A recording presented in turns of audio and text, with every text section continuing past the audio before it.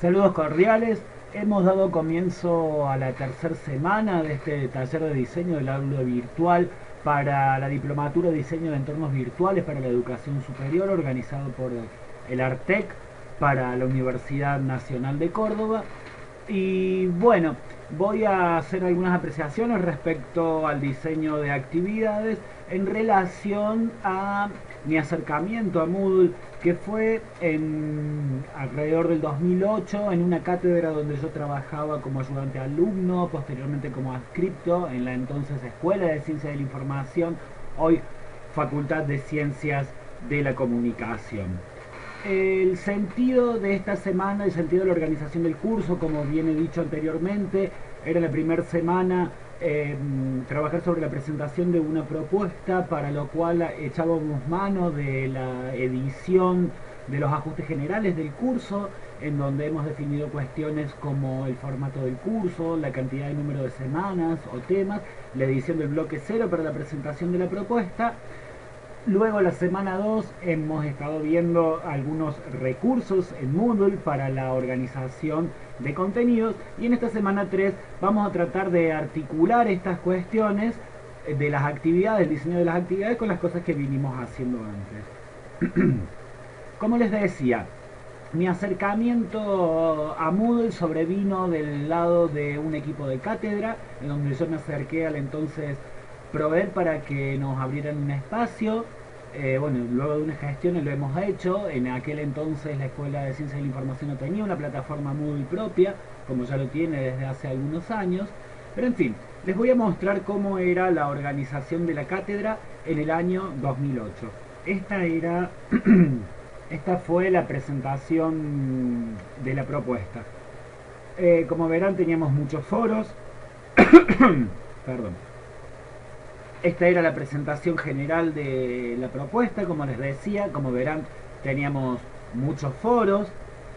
Yo lo que les quiero mostrar con esto es la organización primaria que nosotros entendimos oportuna en aquel entonces. Era prácticamente con relación al programa de la materia. Es decir, hemos ido repitiendo las distintas unidades, la organización temática de la materia. Como verán, la unidad, el tema 2 es la unidad 1, tal cual como figuraba en el programa de entonces. El tema 3 pusimos los parciales, eso fue porque lo subimos a posterior. El aula virtual puede ir sufriendo modificaciones en función del cursado de la propuesta. Este era un aula que iba acompañando todo el dictado presencial de la materia. La unidad 3 también, como les decía, seguimos con el tema de la organización tal como venía en el programa de la materia, con los trabajos prácticos intercalados a medida que se iban dictando. Les voy a ir hablando de los errores que hemos ido cometiendo. Por ejemplo, a partir del año 2009 ya hemos encontrado otro tipo de organización de la materia. Les comento por qué hemos decidido utilizar un aula virtual. Uno de los objetivos principales de la Cátedra B de Política y Comunicación, desde que empezó allá por el 2006, ha sido el fortalecimiento de la voz propia, de una manera fundada. ¿Qué es lo que nos ocurrió con los trabajos prácticos? Los trabajos prácticos consistían en cruzar la bibliografía con ciertas prácticas ciudadanas en el ejercicio de derechos, como les llamamos, a organizaciones de la sociedad civil que se unen en torno a una temática particular. Así, por ejemplo, nos visitó la Asociación de Mujeres Meretrices Argentina, AMAR, y mediante el cruce con la bibliografía nosotros lo que pretendíamos era que los estudiantes elaboren una posición y la defiendan frente al auditorio. En la práctica lo que ocurría era que los estudiantes preparaban esa exposición para los docentes. Es decir, nosotros notábamos que no había una interacción fluida con los otros estudiantes, sino que cada grupo estaba preocupado en preparar y disertar su trabajo práctico con los profesores prácticamente, no con los estudiantes. Entonces el uso del aula virtual nos permitió trabajar la toma de postura frente a una temática en particular. Entonces nosotros lo que hemos ido haciendo para los trabajos prácticos ha sido proponerlo en dos instancias.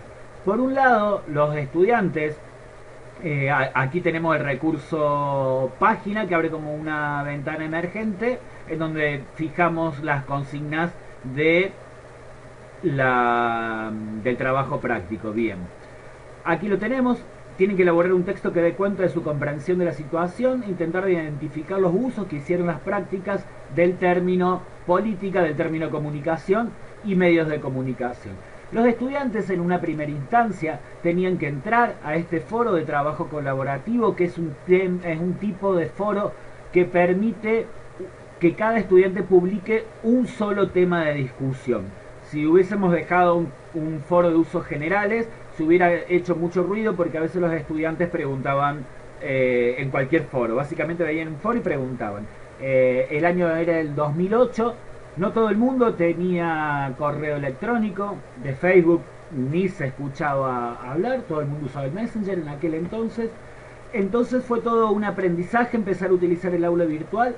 Lo planteamos como un desafío desde un principio con nuestros estudiantes, que lo acogieron de una manera muy buena. Les dijimos que estábamos haciendo unas pruebas en este momento, y que entonces todo es perfectible. Es muy bueno en las primeras instancias que vamos a intentar implementar las aulas virtuales, plantearles estas cuestiones a los estudiantes que nos van a saber comprender y ayudar en el proceso.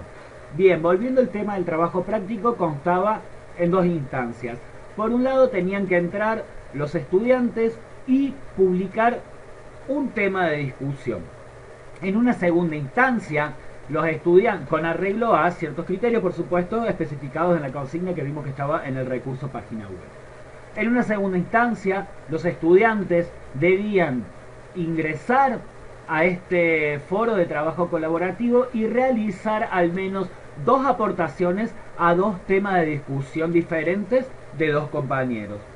Luego, para aprobarlos a los estudiantes, nosotros lo que hacíamos era elaborar un informe de actividades de la actividad foro, en donde veíamos que si se cumplían las dos condiciones de que Forum of Discussion se llama una de las cuestiones, que quiere decir que el estudiante publicó un tema de discusión, y después dos entradas más que significaban los dos comentarios a los estudiantes, también con arreglo a ciertas consignas establecidas en el aula virtual. Con esto lo que logramos fue que los estudiantes interactuaran entre sí, se leyeran entre sí, y de hecho subió mucho el nivel académico de los trabajos prácticos al estar dispuestos de una manera pública para toda la comunidad de aprendizaje. Fue algo muy positivo que se repitió durante 3 años más. Esto es lo que tiene que ver con cómo pensamos nosotros la realización de actividades prácticas en el aula virtual, fundamentalmente a través de foros. Recordemos que es en el marco de una cátedra, de una materia en la entonces Escuela de Ciencias de la Información para la licenciatura en Comunicación Social.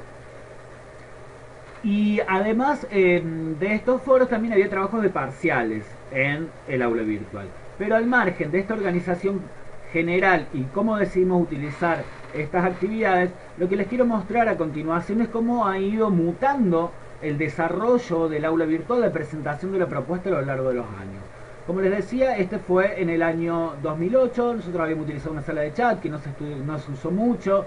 El foro de los estudiantes era para que ellos se pusieran de acuerdo si querían hacer grupo, por ejemplo, y demás. Está bueno dejar un foro que sea para los estudiantes, en donde los docentes no tengan mucha participación, sino que simplemente lo planteen como un espacio para que ellos se coordinen si es necesario.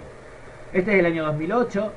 En el año 2009 nosotros, a través de un trabajo de diagnosis que hicimos del aula virtual, encontramos que en realidad nosotros lo que el foco del aula virtual era el trabajo en los trabajos prácticos, en los foros, y no repetimos nuevamente la organización como está en el programa. Consideramos que eso ya está en la bibliografía, está en el programa, y en este caso, en este año, nos centramos fundamentalmente en las tres partes que tenía el aula virtual: la información general, los espacios de interacción entre los miembros de la comunidad, los trabajos prácticos y los exámenes parciales.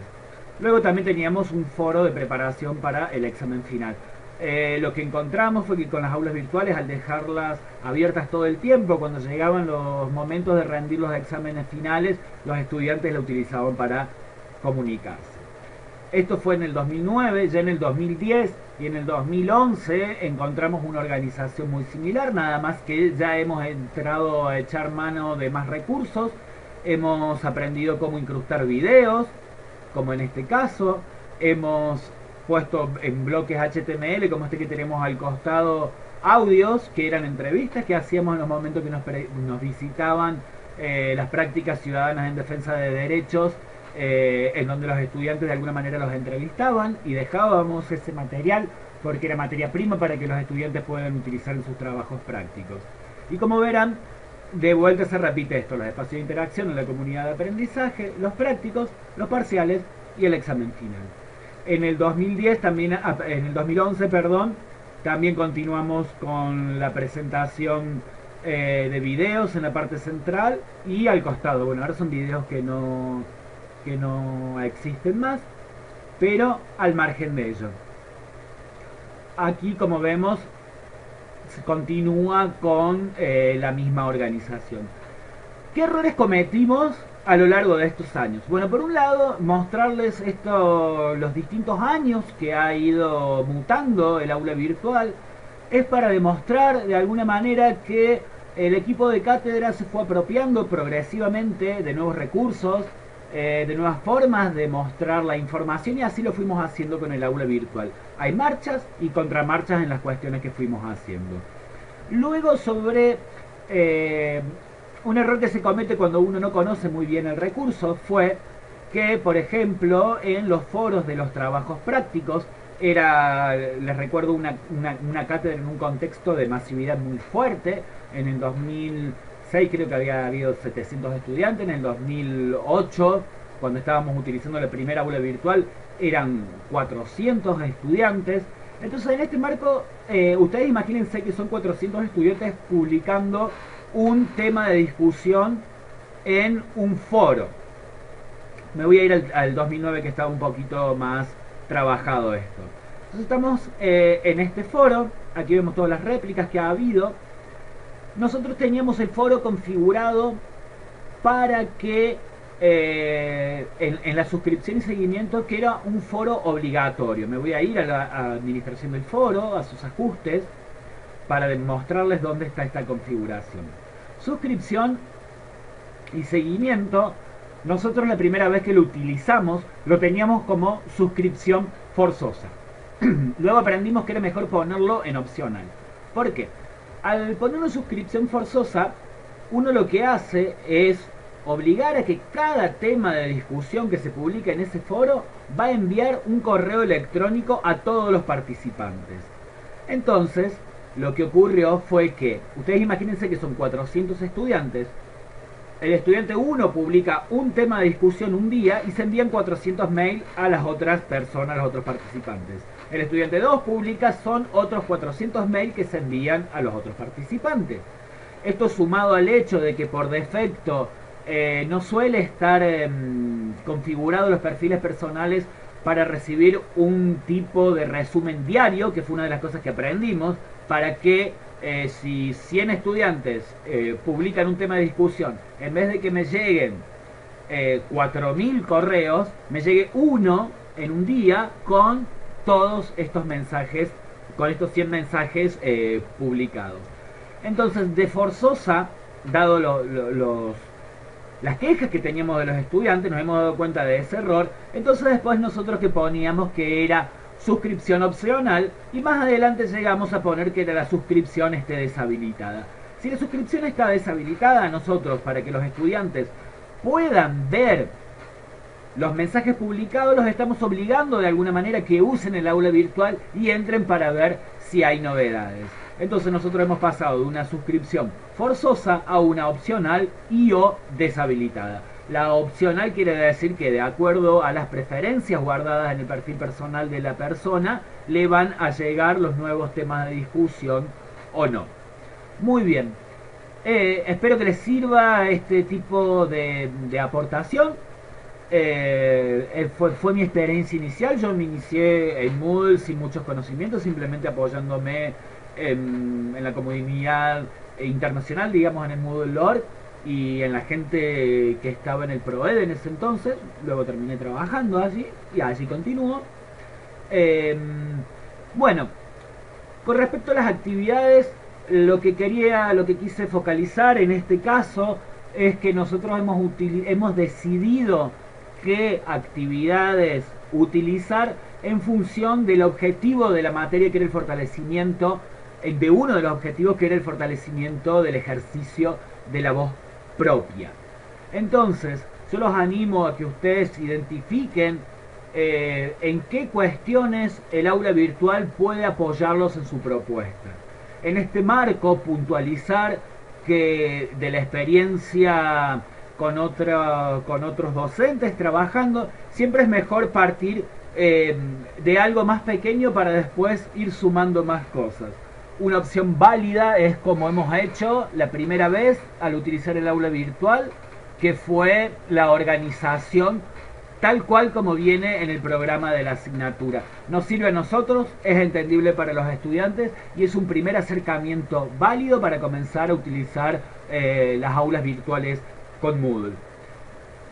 Recapitulando, identifiquen ustedes en aquello que el aula virtual les pueda aportar y bien acótenlo a algo concreto. Puede ser una unidad o un trabajo práctico que se haga en el aula virtual. Aquel tema que sea difícil, dictado por una cuestión de comprensión o de tiempos, si ustedes lo hacen en el aula virtual, eso les va a permitir poder experimentar distintos tipos de actividades y de contenidos de una manera acotada, y en el futuro, en las próximas implementaciones, no hay otra posibilidad más que ir mejorando, porque vamos a ir comprendiendo qué cosas nos son útiles del aula virtual.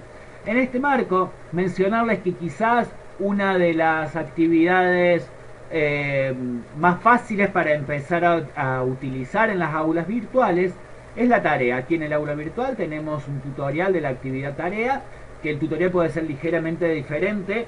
No traten de encontrar siempre en los tutoriales o en los videos que veamos por ahí que sea completamente literal lo que se ve en la pantalla. Como sabemos, Moodle es una plataforma que va evolucionando, entonces por ahí van cambiando de lugar algunas cositas. Muy bien, les decía, la actividad tarea en el marco de la universidad, que nosotros solemos tener muchas entregas de trabajos prácticos en donde los estudiantes van a la fotocopiadora, se sacan una guía de trabajo práctico, lo completan, nos lo entregan a nosotros y nosotros nos lo llevamos, después se los corregimos como docentes, que es un poco engorroso. Les decía, la actividad tarea es una de las que yo les recomiendo para comenzar con esto. Si quieren hacer un trabajo práctico que sea individual o puede ser colectivo también, en donde queda cerrado el estudiante, nosotros le podemos poner en la misma descripción de la tarea que se descargue un PDF o algún otro tipo de archivo que lo complete, que nos lo entregue en la tarea hasta una fecha determinada. Eso está muy bueno porque